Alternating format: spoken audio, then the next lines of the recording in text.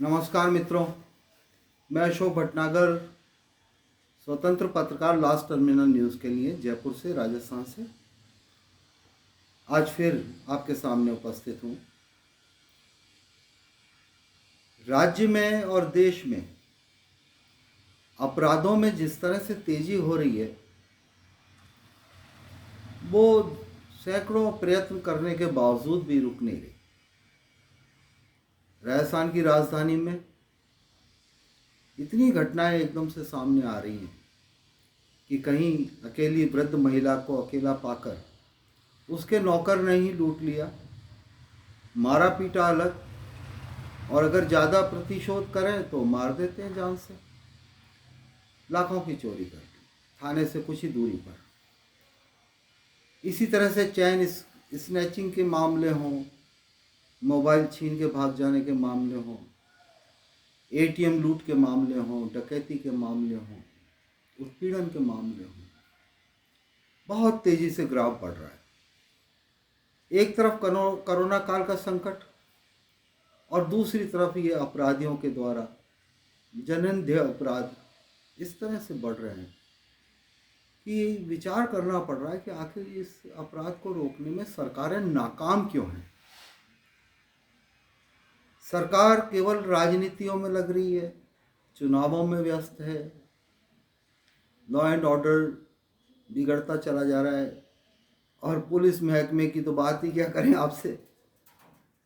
रोज ACB के छापे पड़ रहे हैं, रोज भ्रष्ट अपराधी पकड़े जा रहे हैं, रोज प्रशासनिक हलकों में बैठे बैठे सर्वोच्च पदों के आईएएस, आईपीएस और करीब करीब हर थाने के अंदर ये मामले सामने देखे जा रहे हैं। आखिर इस पर रोक कैसे लगेगी? और रोक लगने के साथ साथ ये प्रवृत्ति क्यों पनपती जा रही है इजी गोइंग मनी की? नौजवानों में खास तौर से देखा जा रहा है कि अपराध की दर नौजवानों में ज़्यादा बढ़ गई है। उसका कारण एक तरफ तो ये कोरोना के चलते रोजगार बंद हो जाना, नौकरियों का 3 करोड़ 3.5 करोड़ नौकरियां पिछले मार्च से लेके अब तक, इस मार्च तक देश में समाप्त हो गई। 3.5 करोड़ नौकरियों का चला जाना, मैं कह रहा हूँ कि विश्व का इससे बड़ा आर्थिक संकट कोई हो नहीं सकता। घोषणाएं होती हैं, नौकरियां लगाते हैं, 2000 पोस्टें निकाल दी, 10,000 पोस्टें निकाल दी, 36,000 भर्तियां कर रहे हैं।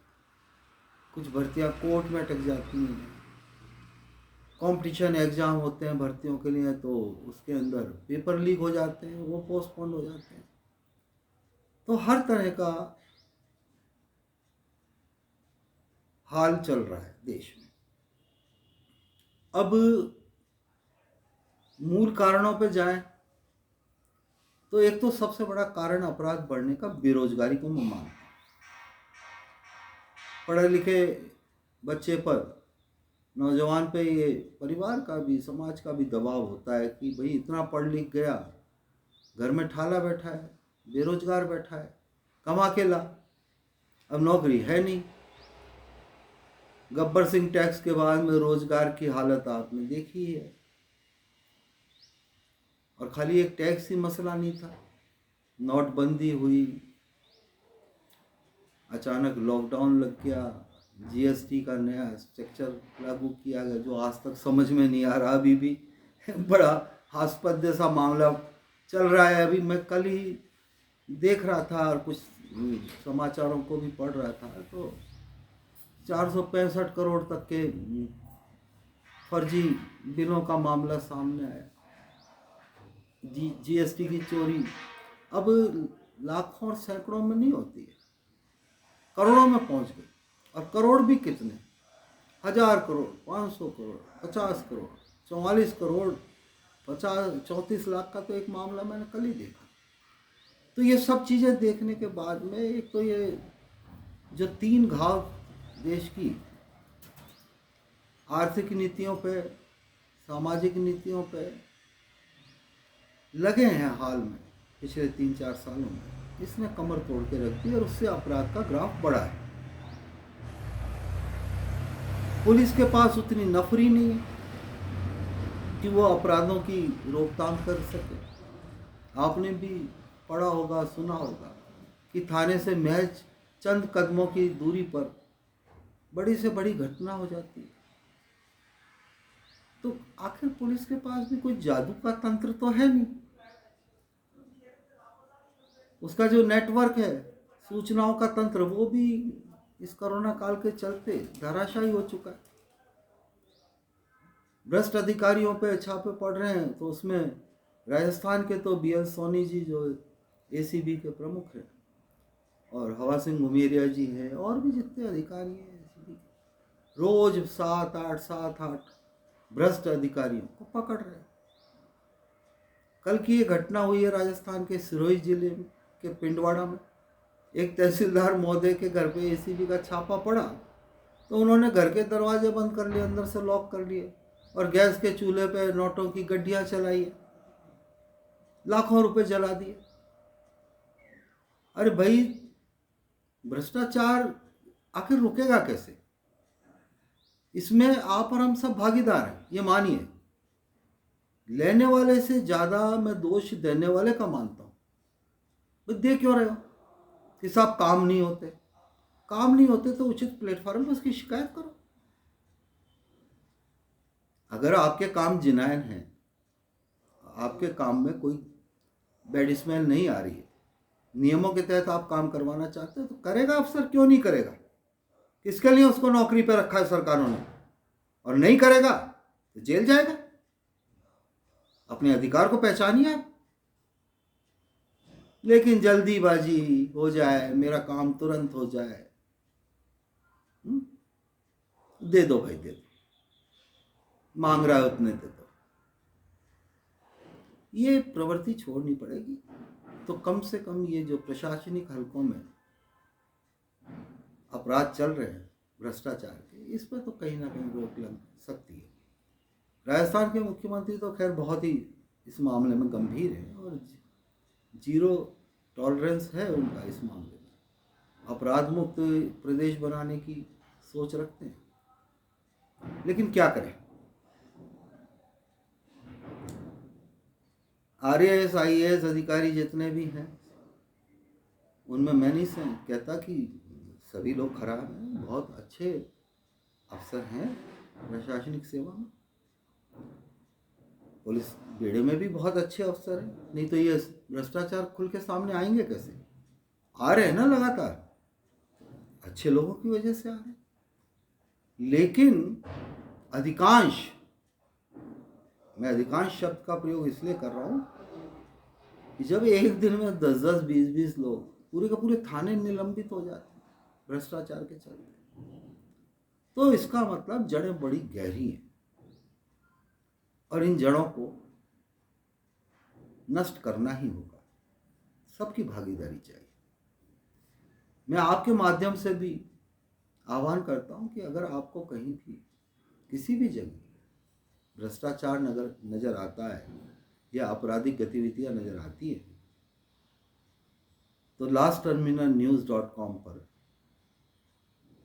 दिए गए नंबरों पे और last2010@gmail.com पे आप मेल कर सकते हैं। आपकी पहचान भी हम नहीं करेंगे, ये हमारा काम है, हम करेंगे, उनको पकड़वाएंगे सबको, और उनकी सही जगह जो जेल की सलाखों के पीछे, वहाँ उनको पहुँचाने में हम पूरा भरसक प्रयास करेंगे। दूसरा मैं ये बात कहना चाहता था, कोरोना काल में सरकार, चाहे राजस्थान की हो या अन्य प्रदेशों की हो, केंद्र की हो, सावधानी को लेके कोरोना के अगेंस्ट में, कोविड-19 के खिलाफ नियम बनाती है, कानून बनाती है, रास्ते सुझाती है, निर्देश जारी करती है। लेकिन हम लोगों का खून पता नहीं कितना सफ़ेद हो गया है कि हम पे वो चिकने घड़े वाला हाल हो गया है कि कोई असर पड़ता ही नहीं।